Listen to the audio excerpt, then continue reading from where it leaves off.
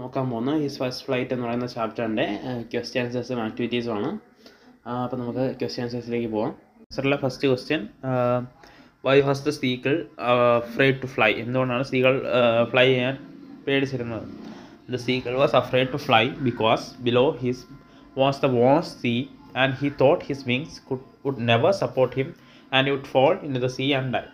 അപ്പോൾ സീഗളിന് പേടിയുടെ കാര്യം എന്താണെന്ന് വെച്ചാൽ, സീഗളിൻ്റെ നിൽക്കുന്നതിൻ്റെ താഴെ എന്താണ്, വാസ്റ്റായ സീ ആണ്. അതുകൊണ്ട് അവൻ വിശ്വസിക്കുന്നതെന്ന് വെച്ചാൽ അവൻ്റെ ചിറകുകൾക്ക് ഒരിക്കലും അവനെ സപ്പോർട്ട് ചെയ്യാൻ പറ്റത്തില്ല. അതുകൊണ്ട് അവൻ സീയിൽ വീണ് അവൻ മരിച്ചു പോകുമെന്നുള്ള പേടിയാണ് സീഗളിന് ഉണ്ടായിരുന്നത്. What did the parents do to motivate the young birds when it failed to muster up enough courage to fly? അപ്പോൾ എന്താണ് പാരൻസ് ചെയ്തത്? യങ് ബേർഡിനെ മോട്ടിവേറ്റ് ചെയ്ത് കറേജ് മസ്റ്റർ ചെയ്ത് പറക്കാൻ വേണ്ടി എങ്ങനെയാണ് പാരൻസ് മോട്ടിവേറ്റ് ചെയ്തതെന്നാണ് ചോദ്യം. They came around calling to him loudly. They scolded him and even threatened to starve him. അപ്പോൾ അവരെങ്ങനെയാണ് ചെയ്തതെന്ന് വെച്ചാൽ, ആദ്യം അവനെ വന്ന് ലൗഡായിട്ട് വിളിക്കുന്നുണ്ട്, പിന്നെ അവനെ സ്കോൾഡ് ചെയ്യുന്നുണ്ട്, പിന്നെ അവനെ ത്രട്ടൺ ചെയ്യുന്നുണ്ട്, ദേഷ്യപ്പെടുന്നുണ്ട്. എന്താണ്, സ്റ്റാർവിങ് അല്ലെങ്കിൽ പട്ടിണി കിടും അങ്ങനെയുള്ള ഭീഷണിപ്പെടുത്തലൊക്കെ ചെയ്യുന്നുണ്ട്. ഇങ്ങനെയാണ് പാരൻസ് അവനെ കൊണ്ട് പറക്കാൻ വേണ്ടി ശ്രമിക്കുന്നത്.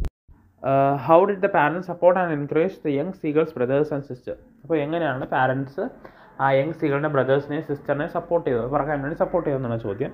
They flew about with them, trying to perfect them in the art of flight.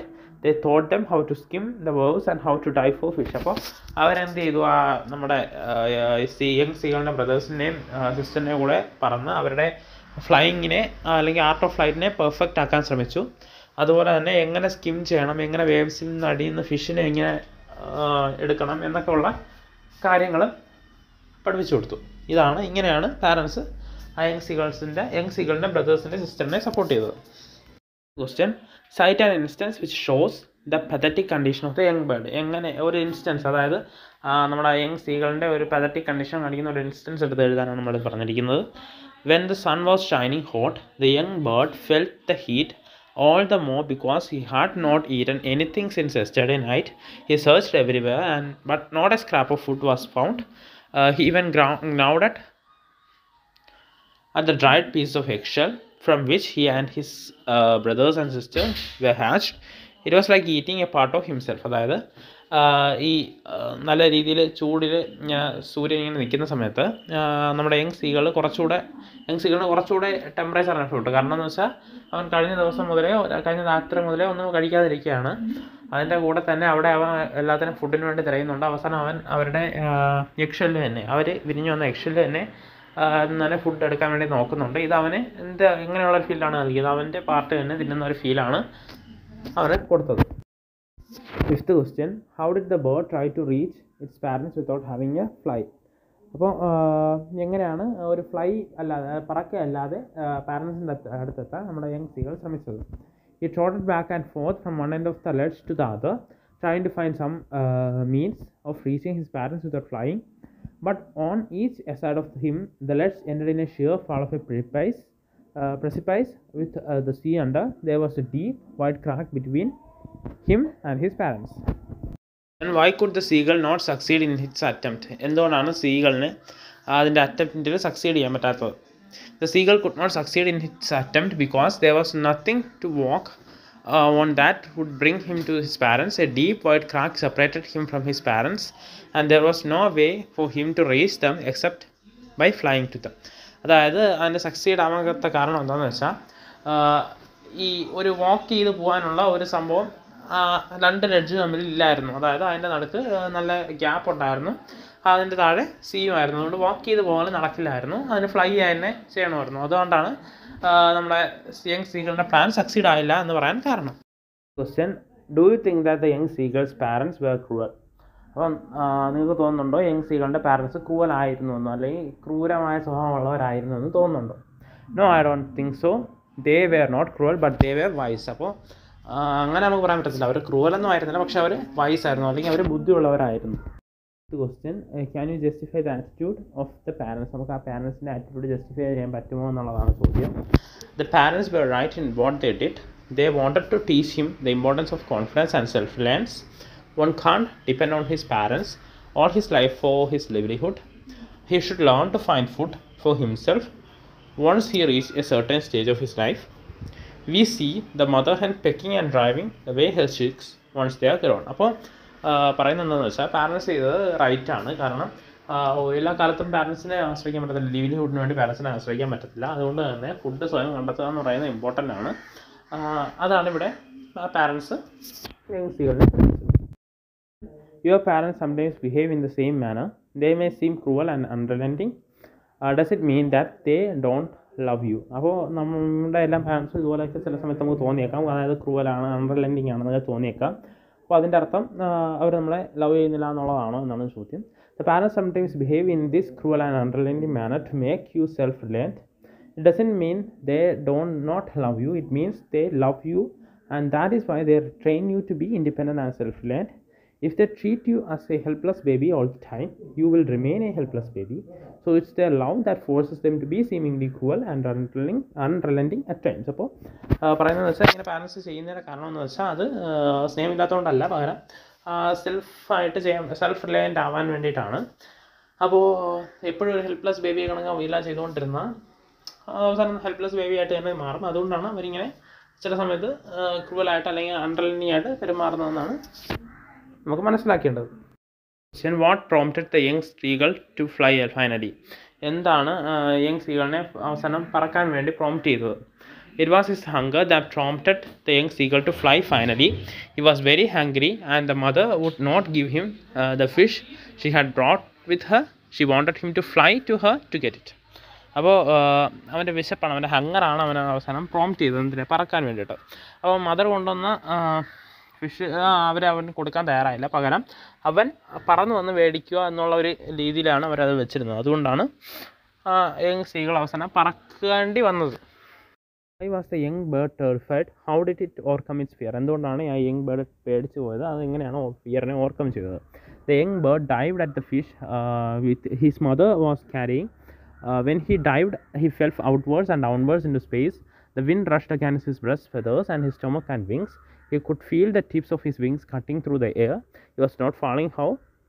Now he was soaring.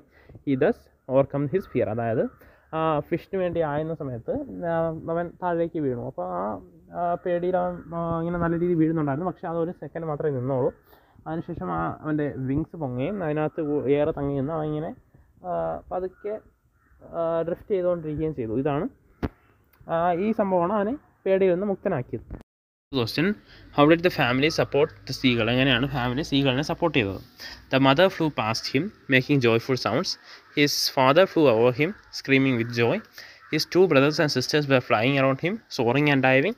In this way, the family supported him. അപ്പം എങ്ങനെയാണ് ഫാമിലി സപ്പോർട്ട് ചെയ്തതെന്ന് വെച്ചാൽ അവൻ്റെ അമ്മ അവൻ്റെ ചുറ്റുമായിട്ട് ഇങ്ങനെ പറക്കുക, അതുപോലെ തന്നെ ജോയ്ഫുൾ സൗണ്ട്സ് ഇങ്ങനെ മേക്ക് ചെയ്തു. അവൻ്റെ ഫാദറും അതുപോലെ തന്നെ ചെയ്തു. അതുപോലെ തന്നെ സ്ക്രീം ചെയ്യുന്നുണ്ടായിരുന്നു, ജോയിൽ സന്തോഷത്തിൽ സ്ക്രീം ചെയ്യുന്നുണ്ടായിരുന്നു. അവൻ്റെ ടു ബ്രദേഴ്സും സിസ്റ്ററും അവൻ്റെ ചുറ്റും ഇങ്ങനെ പറന്ന് നടക്കുന്നുണ്ടായിരുന്നു. ഇങ്ങനെയൊക്കെയാണ് ആ ഫാമിലി അവനോടുള്ള സപ്പോർട്ട് ചെയ്തത്, അവൻ്റെയോടുള്ള സപ്പോർട്ട് കാണിച്ചത്. 13th question ആണ്: Why could not the young seagull stand on the green sea? എന്തുകൊണ്ടാണ് യങ് സീഗളിന് ആ ഗ്രീൻ സീ സ്റ്റാൻഡ് ചെയ്യാൻ പറ്റായിരുന്നത്? The young seagull could not stand on the green sea because his lungs would go down the water. But when his belly touched the water, he did not sink further. അപ്പോൾ അവന് stand ചെയ്യാൻ പറ്റാത്തതിൻ്റെ കാരണം എന്ന് വെച്ചാൽ അവൻ്റെ legs touch ചെയ്തപ്പോൾ അവൻ zinc ചെയ്ത് തുടങ്ങി. പക്ഷേ അവൻ്റെ ബെല്ലി സീ ടച്ച് ചെയ്തപ്പോൾ അവൻ പിന്നെ സാങ് ഒന്നും അല്ലെങ്കിൽ സിങ്ക് ചെയ്ത് പോയില്ല, കൂടുതൽ സിങ്ക് ചെയ്ത് പോയില്ല. അതിനകത്ത് ഇങ്ങനെ ഫ്ലോട്ട് ചെയ്ത് നിൽക്കുകയാണ് ഉണ്ടായത്. 14th question: Do you think the bird's parents loved him? Why? നിങ്ങൾ ചിന്തിക്കുന്നുണ്ടോ ആ ബേർഡിൻ്റെ പാരൻസ് അവനെ ഇഷ്ടപ്പെട്ടിട്ടുണ്ടോ എന്താണ് കാരണം? Of course, the bird's parents loved him. They wanted to teach him how to be courageous and self-confident. The mother even came with a piece of fish to tempt him to attempt the flight. And when finally he flew, all the family members showed their joy by flying with him and making happy noises. അപ്പോൾ അവൻ്റെ പാരൻസും എല്ലാവരും family അവനെ മൊത്തത്തിൽ ഇഷ്ടപ്പെട്ടിട്ടുണ്ടായിരുന്നു. നമുക്ക് അംഗീകരിക്കണം. കാരണം അവർക്ക് അവനെ സെൽഫ് കോൺഫിഡൻസും അതുപോലെ തന്നെ കറേജുമാക്കി മാറ്റണമായിരുന്നു. അതുകൊണ്ടാണ് അമ്മ തന്നെ ഒരു പീസ് ഓഫ് ഫിഷുമായിട്ട് അവനെ ഒന്ന് ടെംപ്റ്റ് ചെയ്യാൻ, അതായത് ഫ്ലൈറ്റിന് വേണ്ടി ടെംപ്റ്റ് ചെയ്യാൻ വന്നു നിന്നത്. അവസാനം ഫാമിലി മെമ്പേഴ്സിൻ്റെ ജോയിയും അവൻ പറഞ്ഞപ്പോൾ ഉള്ള ജോയി എല്ലാം നമുക്ക് മനസ്സിലാക്കി തരുന്നു. അവൻ്റെ പാരൻസും ഫാമിലിയൊക്കെ ഇഷ്ടപ്പെട്ടിട്ടുണ്ടായിരുന്നു എന്ന്. Cite സെക്ഷനിലെ first question: what is the theme of the story? സ്റ്റോറിയുടെ തീം എന്താണെന്നാണ് ചോദ്യം. The theme of the story is building confidence and self-reliance in youngsters. അപ്പോൾ തീം എന്ന് പറയുന്നത് എന്താണ്? കോൺഫിഡൻസും സെൽഫ് റിലയൻസും യങ്സ്റ്റേഴ്സ് ഡെവലപ്പ് ചെയ്യുക എന്നാണ് theme. What do you think is the real crisis faced by the young bird? എന്താണ് യങ് ബേർഡ് ഫേസ് ചെയ്ത റിയൽ ക്രൈസിസ് എന്നുള്ളതാണ് ചോദ്യം. The real crisis faced by the young bird is his lack of confidence and his fear of going out of the protective shelter of his home. അതായത് ആ young ബേർഡിൻ്റെ ഏറ്റവും വലിയ crisis എന്തായിരുന്നെന്ന് വെച്ചാൽ ആ young ബേർഡിൻ്റെ lack of കോൺഫിഡൻസും അതുപോലെ തന്നെ ആ protected ആയ ഹോമിൽ നിന്നുള്ള പുറത്ത് പോകാനുള്ള ഒരു പേടിയും ഇതായിരുന്നു അവൻ്റെ ഏറ്റവും വലിയ ക്രൈസിസ്. ഇനി what is your impression of the reaction of the parents in the story? ഇപ്പോൾ പാരൻസിൻ്റെ റിയാക്ഷനെ സംബന്ധിച്ചിടത്തോളം നമ്മളെ ഇംപ്രഷൻ എന്താണ് എന്നുള്ളതാണ് ചോദ്യം. The parents are wise and clever. They want the young bird to be independent and self-reliant. The mother brings a piece of fish very close to the young bird and forces him to leap forward to get it. That leap forces him to use his wings and fly. Initially, he is terrified, but soon he enjoys flying. The reaction of the parents was quite appropriate. They too are happy to see their child confident and self-reliant. That is why they fly with him cackling joyously. In the next question, identify the words or expression used in the story to express thoughts, attitudes, movements, sounds, emotions, appearance, description of the birds or places, etc. Places and സൂചിപ്പിക്കുന്ന words, expressions ഒക്കെയാണ്. The great expanse of the sea stretched down beneath, the rough dirt caked straw nest, the ledge ended in a sheer fall of a precipice with the sea beneath, a deep wide crack, a little high jump on the plateau. He saw the vast green sea beneath him with little ridges moving over it. Near birds in a He had taken a little run to the brink of the ledge and attempted to flap his wings. He failed to muster up the courage. His father and mother had come around, calling to him, shrilly scolding him, threatening him to let him starve. He had watched his parents flying about with his brothers and sisters, perfecting them in the art of flight, teaching them how to skim and waves, how to dive for fish. Next, he had seen his older brother catch his first herring and devour it. He then trotted back, his long grey legs stepping daintily, standing on one leg with other leg hidden under the wing. He saw his two brothers and his sister lying on the plateau dozing with their heads sunk into their necks. His father was preening the feathers on his white back. He uttered a low cackle. She halted, her legs hanging limp, her wings motionless. Then, maddened by hunger, he dived for the fish. Then a monstrous terror seized him and his heart stood still. He uttered a joyous scream and flapped his wings again. They were beckoning to him, calling him shrilly. He was floating on it. Do you think such expressions make a narrative more effective and engage your interest and attention? ഇങ്ങനെയുള്ള expressions കുറച്ചുകൂടെ interesting ആക്കുമോ story എന്നുള്ളതാണ് ചോദ്യം. Yes, I do. Such expression make the narrative more effective and engage our interest and attention. അപ്പോൾ അതേ ഇങ്ങനെയുള്ള expressions എന്ത് ചെയ്യും?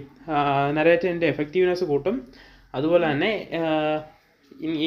എന്താണ് ഇൻട്രസ്റ്റും അറ്റൻഷനും എല്ലാം റീഡേഴ്സിൻ്റെ ഇൻട്രസ്റ്റും അറ്റൻഷനും എല്ലാം പിടിച്ചു വരാൻ പറ്റുന്നതാണ് ഇങ്ങനെയുള്ള expressions. What is the message of the story? സ്റ്റോറിയുടെ മെസ്സേജാണ് ചോദിക്കുന്നത്. The message of the story is that we have to be courageous, confident and self-reliant if we are to succeed in life. അപ്പോൾ നമ്മൾ കറേജിയസും കോൺഫിഡൻറ്റും സെൽഫ് റിലയൻറ്റും ആയിരിക്കണം എന്തിനാണ് നമ്മൾ ലൈഫിൽ successful ആവാൻ. ഇനി review based on the discussion prepare A review of the story. അപ്പോൾ discussion base ചെയ്ത് ഒരു സ്റ്റോറിക്കുള്ള ഒരു റിവ്യൂ എഴുതാനാണ് പറഞ്ഞിരിക്കുന്നത്. നമുക്ക് നോക്കാം. Liam Flaherty's story, his first flight, is about a young seagull taking his first flight. The young seagull has two brothers and a sister.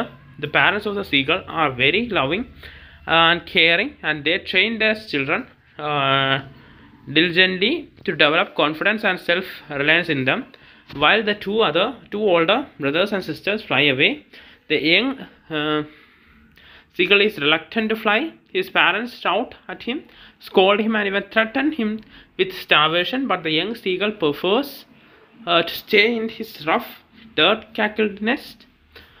but the excessive heat and on the following day and hunger have troubled him. He begs his mother, who is on another cliff, to give him some food. She comes with a piece of fish and forces her son to leave the ledge. Maddened by hunger, he dives at the fish, which is close to him, and he leaves the safety of the rock behind him. He was terrified, then he flaps his wings and finds they can carry him. He then lands on the sea. His feet sinks, and once again he was afraid. But when his belly touches the water, he does not sink any further. He has now gained confidence. His parents and his brothers and sister are joined with congratulating him on his successful first flight. O'Flaherty has shown how good and sensible parents should behave. They train their children. When one of them showing weakness, they shout at him, scold him, and even threaten him with starvation. They do that with the welfare of their child in the mind. Then they help him to embark on his first flight. When he succeeds, they are also happy. O'Flaherty has used a very simple and clear language to tell his story. There are more dramatic situations in the story. The description of the place and the birds are excellent, and the image we get are lively.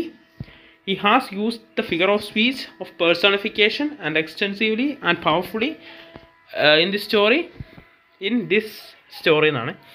He has given a good message to all. To be successful, we have to be courageous, confident, and self-reliant. No pain, no gain. We can't achieve anything without taking risk. ഇതാണ് സ്റ്റോറിയുടെ review. ഇനി tree diagram complete ചെയ്യുക. സ്ത്രീകളുടെ ലൈഫിൽ ഫെയിലിയറും ഉണ്ട്, സക്സസ്സും ഉണ്ട്. Failure വരുന്നത് lack of confidence, fear, lack of courage. Success വരുന്നത് need, daring, encouragement, perseverance. ഇനി ആക്ടിവിറ്റി 4 ആണ്. Do you believe that you also can fly high in your life? അപ്പം നിങ്ങൾക്ക് നിങ്ങളുടെ ജീവിതത്തിൽ ഉയർന്ന് പറക്കാൻ പറ്റുമോ എന്നുള്ളതാണ് ചോദ്യം. Yes, I do believe that I can also fly high in my life with determination and hard work. I can do it. അപ്പോൾ തീർച്ചയായും നമുക്ക് പറ്റും. നമ്മുടെ ജീവിതത്തിൽ നമുക്ക് ഉയർന്ന സ്ഥാനത്ത് എത്തിപ്പെടാൻ പറ്റും. അതിന് എന്തൊക്കെയാണ് വേണ്ടത്?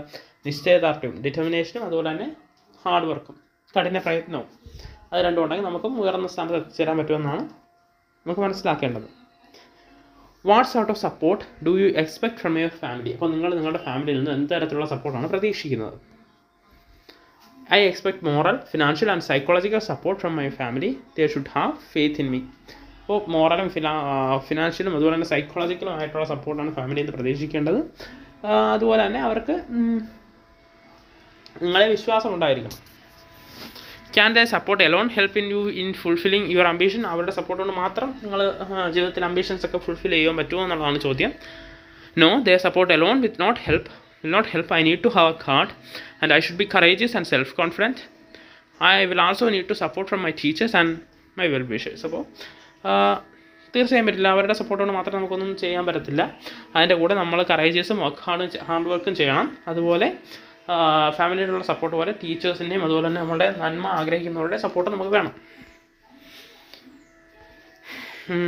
Next question, what do you think are the requirements to attain success in life?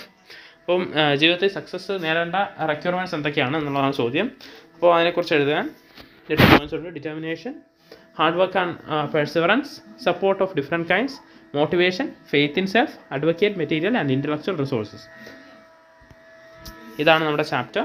Thank you.